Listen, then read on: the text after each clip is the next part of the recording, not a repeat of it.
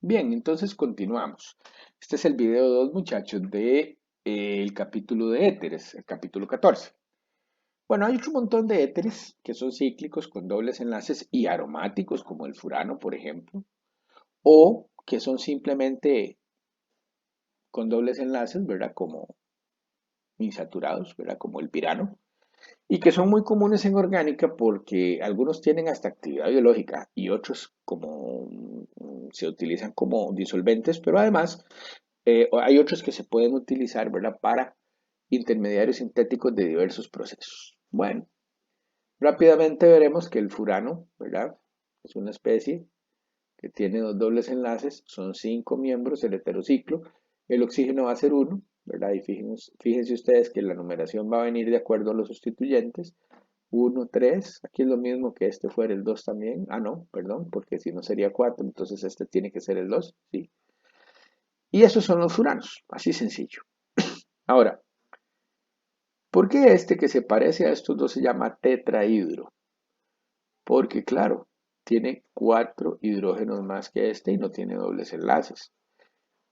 El tetrahidrofurano o THF, que también se llama oxolano, ¿verdad? Tetrahidro porque tiene las posiciones, ¿verdad? De los carbonos saturadas. Bueno, el pirano no es aromático, pero también yo puedo tener el tetrahidropirano cuando saturo con hidrógeno las posiciones correspondientes a los dobles enlaces, ¿verdad? Por ejemplo, este es el 4-metilpirano, ¿ok? También tenemos los dioxanos, muchachos. Bueno, esto es como un montón de nomenclatura, yo lo sé, pero es que fíjense ustedes, muchachos, que en el caso de los éteres, como son tan utilizados en la parte de nomenclatura no, en la parte, los éteres son muy utilizados como disolventes, entonces es que hay que conocer mucho esta nomenclatura. Bueno, interesante la historia de las dioxinas, ¿verdad? Que las dioxinas son compuestos químicos que se producen, ¿verdad? Por la combustión incompleta en incineradores y en otro tipo de equipos que tratan de destruir las impurezas o las sustancias con calor. Resulta que son muy tóxicas, muy carcinogénicas y es muy importante decir que hay regulaciones muy fuertes para poder poner lo que son incineradores, ¿verdad? De materia orgánica en diversos lugares. ¿Ok? Bueno, se le llamaba dioxina también al TCDD, ¿verdad? Y es incorrecto, realmente. Esta es una sustancia química que ciertamente es muy tóxica, pero no es una dioxina, ¿verdad? Como esta que tenemos acá. Este tipo de especie inclusive existe en la naturaleza, a pesar de su toxicidad, cuando se quema la materia orgánica. Bien, escribir el nombre para los siguientes compuestos. Bueno, como ustedes pueden apreciar, esto es casi el pirano. Pero claro, tenemos dos hidrógenos en estas posiciones. O sea, este no sería un tetrahidropirano, pero sí un dihidropirano, porque metimos dos hidrógenos o saturamos uno de los dobles enlaces. Bueno, este es un 1,4-dioxano que tiene en la posición 2 un cloro y por eso se llama 2-cloro 1,4-dioxano. Ahora bien, este sí es un pirano, esta es la posición 1 y lógicamente esta debería ser la posición 3 donde hay un isopropilo y por lo tanto se llama el 3-isopropil pirano. Para este compuesto tenemos tres nombres. Bueno, recuerden, si lo llamo como un oxidano, este es el átomo número 1, este o este serían el 2, es igual. Y como los grupos son iguales, entonces 2,3 dietiloxirano. Ahora, si lo llamo, ¿verdad? Como el epóxido como un sustituyente más al estilo IUPAC, escojo una cadena que es de 6, o sea, esa, ¿sí? Hexano. Y en las posiciones 3 y 4, o sea, el carbono 1 puede ser este o este es igual, en las posiciones 3 y 4 va a estar el epoxi, ¿ok? O si no, lo puedo llamar como óxido de trans X3N. Claro, porque esto es trans, ya lo pusimos en los casos anteriores, ¿verdad? Pero si viene de un alqueno, va a tener que ser el alqueno trans.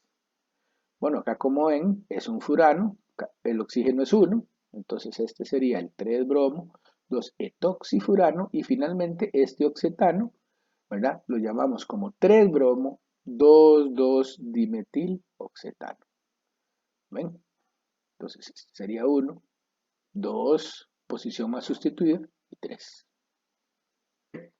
Vamos a hablar ahora de la caracterización espectroscópica de los éteres, muchachos. Muy bien. Bueno, vamos a comenzar con infrarrojo. Realmente la identificación de los éteres por infrarrojo es una cuestión incierta, muchachos. Aquí me equivoqué, esto debería ser 1000. Porque tienen una banda entre 1000 y 1200.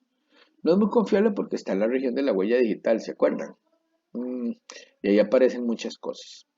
Sin embargo, puede ser útil esta banda, ¿verdad? Cuando nosotros tenemos oxígeno en la molécula y no tenemos, por ejemplo, un carbonilo. Entonces nosotros vamos a buscar en esta zona una banda grande o por lo menos una banda que sea bastante ancha, que nos diga, bueno, probablemente el espectro que yo tenga sea de 1 metro. De todas formas, muchachos, el infrarrojo, recuerden que es solo para ver grupos funcionales. En masas, lo importante que tenemos que recordar, y ahora lo vamos a ver con un ejemplo, muchachos, es que pueden haber lo que se llaman las rupturas alfa. O sea, en los carbonos que están vecinos al oxígeno, ¿sí? Porque de esta forma, cuando se rompe esta molécula aquí, por ejemplo, me va a permitir la formación de un ion oxonio que es estable. ¿Ok? Bueno, también podemos tener, ¿verdad? Homolítica o heterolíticamente, la pérdida de uno de los grupos que están unidos directamente al oxígeno, o sea, lo que se conoce como la pérdida de un grupo alquilo. Entonces, en este caso, como ustedes pueden ver, si se pierde este grupo R, vamos a tener la formación nuevamente de un ion oxonio. ¿Ok? Bueno, claramente, ¿verdad? Cuando existe esta ruptura, este oxígeno se puede protonar para darnos el ion oxonio. Finalmente podemos tener la ruptura heterolítica en la cual este par de electrones van a venir sobre el oxígeno, ¿verdad? Y entonces la parte oxigenada en este caso me va a quedar formando un radical libre, mientras que el grupo R me va a quedar formando un cation. En el RMN no mucho que decir, chavalos. Si hay un éter en una molécula, el carbono, ¿verdad? Vecino va a tener un desplazamiento químico entre 65 y 90. Y los hidrógenos que están en ese carbono, entonces van a tener desplazamientos químicos en el espectro de protón que van a estar entre 3.5 y 4 y son muy, muy típicos. ¿Ok? Bueno, aquí tenemos entonces, quizás lo más complejo en este caso es estudiar los espectros de masas y ustedes pueden ver cómo puede haber aquí la pérdida de un grupo etilo, ¿verdad? Para formar un ion oxonio, ¿verdad? Que en este caso pesa 45. Aquí podemos ver una de las rupturas alfa en las que se pierden 15 unidades, que es un metilo, y por eso tenemos un pico de 59, nuevamente con otro ion oxonio. ¿Ok? Fíjense que a veces, ¿verdad? Y esto me imagino que ya los que han hecho todos los ejercicios o una buena cantidad de los ejercicios del capítulo 13 se han dado cuenta. Muchachos, a veces cuando se fracciona una molécula una primera vez, puede volver a fraccionarse una segunda vez. En este caso tenemos, ¿verdad? Que una vez que la especie original, la que me da el ion molecular, el cation radical que me da el ion molecular, se forma y se fracciona por una ruptura alfa, se puede volver a fraccionar rápidamente, ¿verdad? Con la pérdida de una molécula, en este caso de etileno, ¿verdad? Y darme otro pico que es el 31 y que fíjense ustedes, la pérdida de este ion oxonio me genera el pico base más estable. Bueno, ahora sí, vamos a trabajar entonces con este espectro, muchachos, que tenemos aquí de masas y vamos a ver o a tratar de explicar algunos de sus picos principales. Bueno, el ion molecular es 116, pero sabemos que va a tener rupturas alfa o ruptura de los enlaces carbono-oxígeno, muchachos, ¿cierto? Homolíticas y heterolíticas. Vamos a ver la primera. Ok, ahí tenemos el radical cation y lo que vamos a ver a continuación son las rupturas alfa. Ok, aquí tenemos la primera. Carbono alfa es este. Entonces este electrón del oxígeno, del éter, puede venir para acá, ¿verdad? Mientras que este enlace del carbono alfa con el beta, ¿sí? Se puede romper homolíticamente para que se genere un doble enlace aquí y un ion oxonio y que se pierda un propilo, ¿verdad? Como radical libre. Lo dicho. Resulta que esta especie es un C4H9O que pesa 73. Bueno, con esa ruptura alfa ya explicamos entonces uno de los fragmentos. Otra ruptura alfa más. Fíjense. Este electrón puede venir para acá, ya no hacia el lado izquierdo de la molécula, sino hacia el lado derecho, ¿lo ven? Este viene para acá, ¿verdad? Se rompe el enlace entre este carbono y este metilo. Este viene para acá para conformar el ion oxonio y se va a perder un metilo. Lo que ustedes pueden ver acá entonces es que tenemos una especie que es un C6H13O que pesa 101. ¿Ok? Bueno, ¿qué más se va a formar ahí? Se va a perder un radical libre metilo. Ok, ahora sí. Las rupturas oxígeno-carbono, ¿verdad? Del éter. Vamos a ver la primera. Tenemos entonces nosotros acá, ¿verdad? Nuestro radical catión original. Y entonces, se puede romper heterolíticamente este enlace de tal manera que se genere, como ustedes pueden ver acá, un radical libre oxigenado y una especie que tiene 3 carbonos y es un carbocatión. Ese es un C3H7, perdón, que pesa 43. La otra que puede ocurrir es esta, chavalos. ¿Ven? Ahora ya no se rompe este enlace, sino que se rompe el enlace del otro lado, razón por la cual se va a formar este radical oxigenado más sustituido y una especie que tiene 4 carbonos y carga positiva. Es un C4H9 y pesa 57. Bueno, ya explicamos el masas con las rupturas básicas, muchachos, que deben de tener los éteres. Bien, vamos a continuar. Ok, pues muy importante que hablemos ahora de las reacciones que sirven para sintetizar los éteres, muchachos. Y la primera reacción que vamos a recordar, y aquí empiezan un montón de reacciones de repaso, de verdad muchachos, repasen, revisen sus apuntes de orgánica 1 porque les van a ser de utilidad. Entonces recuerden que la síntesis de Williamson era un proceso SN2 en el cual un alcóxido desplazaba un buen grupo saliente y se formaba un éter. ¿Ok? Un halogenuro puede ser un buen grupo saliente. Pero sin embargo, yo puedo utilizar en lugar del halogenuro un tosilato, como lo ven ustedes acá. Recuerden que a partir de un alcohol yo puedo generar con sodio o con hidruro de sodio el alcóxido. Y que el alcóxido, ¿verdad? Que yo genere para formar un éter asimétrico sobre todo, debe de ser la parte más impedida. Recordamos que para formar un éter asimétrico yo tengo que utilizar, ¿verdad? Como el tosilato o bien la especie que tiene el grupo saliente, la especie menos impedida porque la reacción que estamos viendo acá es una SN2. ¿Ok? Aquí, por ejemplo, tenemos este alcohol que tiene mucho impedimento estérico y lógicamente con él es que vamos a construir el alcóxido, ¿verdad? Con hidruro de sodio en este caso. Y claro, para hacer un éter de metilo de esta especie, lo que vamos a hacer es usar yoduro de metilo, donde la SN2 puede transcurrir, como pueden ver ustedes, del rendimiento de la reacción, ¿verdad? Muy bien. Bueno, acá tenemos entonces una reacción que no va a ocurrir, hermanos. ¿Por qué no? Porque este carbono de aquí, como ustedes pueden ver, tiene mucho impedimento estérico y no va a sufrir una SN2. Ok, lo que puede ocurrir si yo fuerzo esto para tratar de obtener un éter es una reacción de eliminación.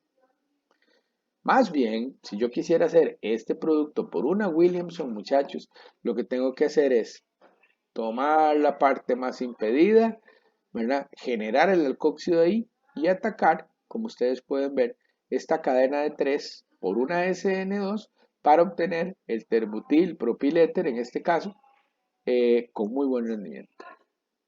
Bien, resulta que los fenoles en general, como este nitrofenol, los fenoles son más ácidos que los alcoholes. Al ser más ácidos que los alcoholes, muchachos, se pueden desprotonar con bases como el hidróxido de sodio, que tal vez, o sea, es un tratamiento más suave que usar sodio metálico o hidruro de sodio, ¿verdad? Porque los fenoles son más ácidos. Claro, las condiciones de reacción tienen que ser un poquito más estrictas porque al ser más ácidos, cuando formen el fenóxido en este caso, ¿verdad? Voy a tener una base más débil. Pero fíjense ustedes que se pueden obtener con buenos rendimientos a partir de fenoles y bases como el hidróxido de sodio, fenoles. Digo éteres, ¿verdad? Fenílicos, disculpen. Bien. Bueno, otra forma de hacer éteres era lo que se llamaba una solvomercuración, desmercuración. Ustedes recordarán un doble enlace más acetato de mercurio 2. Si en lugar de usar agua para esta reacción yo uso un alcohol, voy a obtener un éter de mercurial que se llamaba, recuerdan. La reducción posterior que elimina el acetato y el mercurio, más bien toda la especie junta, ¿verdad? Me va a generar un éter. Ok, aquí tenés un ejemplo, ¿verdad? Donde se obtiene un producto de tipo Markovnikov, porque la solvomercuración-desmercuración funciona dentro del ámbito de Markovnikov, ¿sí? En un rendimiento muy alto. Bien, habíamos comentado en el curso 1 también, muchachos, que los éteres se pueden obtener, ¿verdad? Sobre todo los éteres simétricos, con un proceso sencillo, y es con una catálisis ácida, ¿verdad? Yo puedo, a una temperatura que tengo que controlar muy bien para que no ocurra la eliminación, yo puedo protonar uno de los alcoholes, ¿verdad? Y usar entonces el agua como grupo saliente, y la otra molécula de alcohol que tengo por ahí la puedo utilizar como nucleófilo. ¿Ok? Entonces, bueno, en este caso tenemos el dimetiléter o en este caso el dietiléter. Las temperaturas deben de ser controladas con cuidado por esto, porque si se suben mucho, lo que va a tener es una eliminación. Bueno, aquí tenemos más ejemplos, ¿verdad?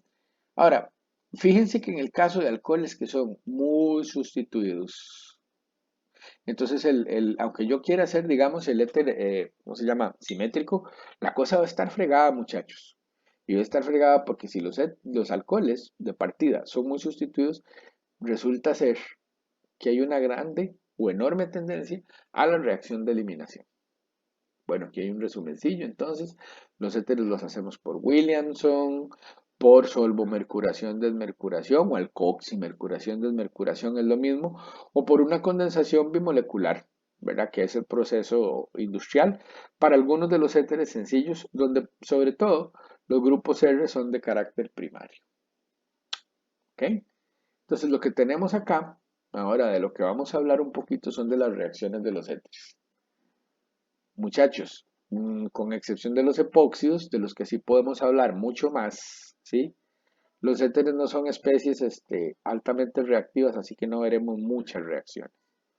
Bueno, en condiciones un poco extremas, cuando nosotros protonamos el oxígeno del éter, como ustedes pueden ver, y si los carbonos que están directamente unidos a este oxígeno no, están muy impedidos, yo puedo tener el ataque de un nucleófilo y el desplazamiento de CN2 para formar una molécula inicial de un haluro de alquilo y un alcohol que es el grupo saliente. Sin embargo, como estas reacciones se hacen con altas concentraciones, ¿verdad? En este caso del hidrácido, ¿verdad?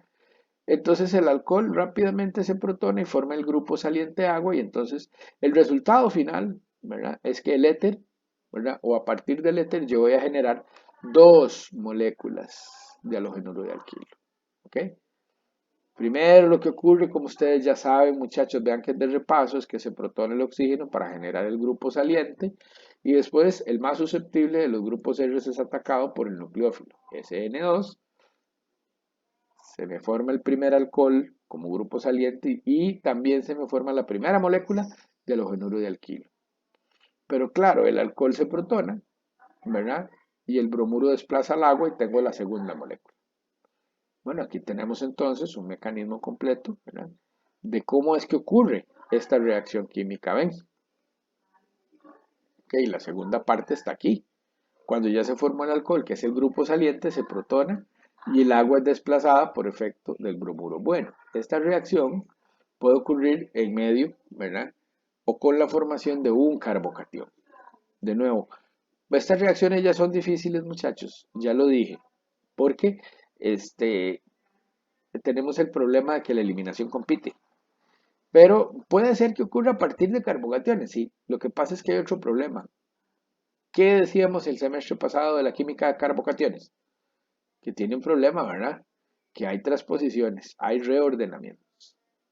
Bueno, fíjense que la reacción también ocurre igual si son éteres de tipo cíclico, ¿verdad? Primero se protona, un bromo ataca uno de los carbonos, me queda el otro carbono con el OH, se protona y pierde agua, ¿verdad? Porque otro bromuro ataca, ¿ok?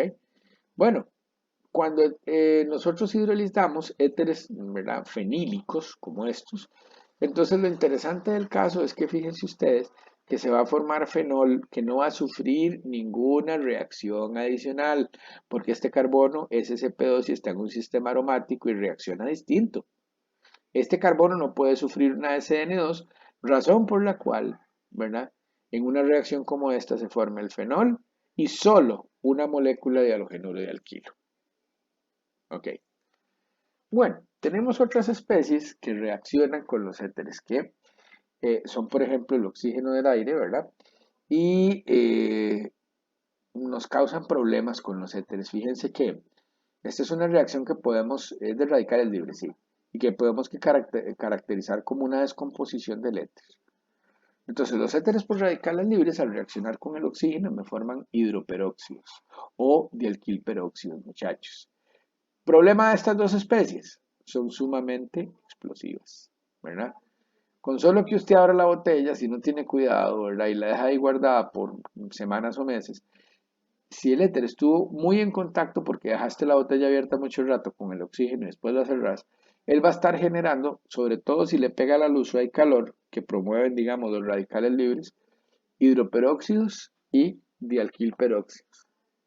Bueno, hay registrados, muchachos, una cantidad de accidentes de los laboratorios de química orgánica, de síntesis, digamos, o de investigación, ¿verdad? Alguno fue en Alemania hace muchísimos años, muy sonado, ¿verdad? Porque estalló todo el laboratorio y murieron muchas personas. Entonces, los peróxidos, ¿verdad? Si tienen que trabajar alguna vez con éter, hay unas pruebas que se hacen para ver si tienen peróxidos, muchachos. Y hay tratamientos que se hacen a los éteres que están embodegados hace mucho tiempo para ver si tienen peróxidos, ¿verdad? Si tienen muchos peróxidos es mejor no usarlos, es mejor comprar nuevo. Y si no, ¿verdad? Se pueden hacer tratamientos para eliminar los peróxidos, para destruirlos. Entonces, de nuevo, los éteres por radicales libres pueden formar peróxidos. No se los recomiendo, muchachos, trabajar con una botella de éter muy vieja, porque los peróxidos son explosivos y muy explosivos. Bueno, entonces reacciones que hemos visto, las reacciones con HBr y HI. Ah, esto no se los mencioné, pero se los menciono ahora. Con HCl la reacción no va muy bien. Se puede dar, pero es que claro, el cloruro es un nucleófilo ya que no funciona muy bien, de verdad. Y luego la autooxidación, ¿verdad? Por radicales libres de los éteres es la otra reacción que vamos a ver de ellos. Bien, vamos a hablar ahora de los parientes de los éteres. Los éteres tienen parientes, ¿verdad? Como por ejemplo los tioéteres. Fíjense ustedes que lo que ha ocurrido es que tenemos un átomo de azufre en lugar de un oxígeno, ¿verdad? O los sililéteres, ¿ok? O los éteres de sililo, que son éteres de silicio, ¿ok? Aquí tenemos, por ejemplo, el dimetil sulfuro. Ah, así se llaman a los éteres o a los derivados, ¿verdad? A los tioéteres o a los sulfuros, que son los derivados azufrados, análogos a los éteres. Iba a decir éteres de azufre, pero está mal, muchachos. Realmente se llaman tioéteres y sulfuros. Entonces, el dimetil sulfuro, ¿verdad? Se nombra de esa manera, sencillo. Los dos sustituyentes o en orden alfabético y la palabra sulfuro. Ahora fíjense en este caso, metil, fenil, sulfuro, ¿verdad? O en este caso, 4-etil-tío. Ah, ¿verdad? Esta especie. Cuando tengo un grupo complejo, entonces, en lugar de decir aquí, ¿verdad? Oxi, yo digo tío, ¿verdad? En español sería T sin la H, ¿verdad? Tío. Porque el azufre, ¿verdad? En este caso, está en lugar del oxígeno. 4-etil-tío, 2-metil-pen-2-eno. ¿Ok? Bien, 1, 2, 3, 4. También, como ustedes pueden ver, en este caso este grupo no tiene la prioridad del doble enlace. Bueno, ¿cómo se hacen estos compuestos?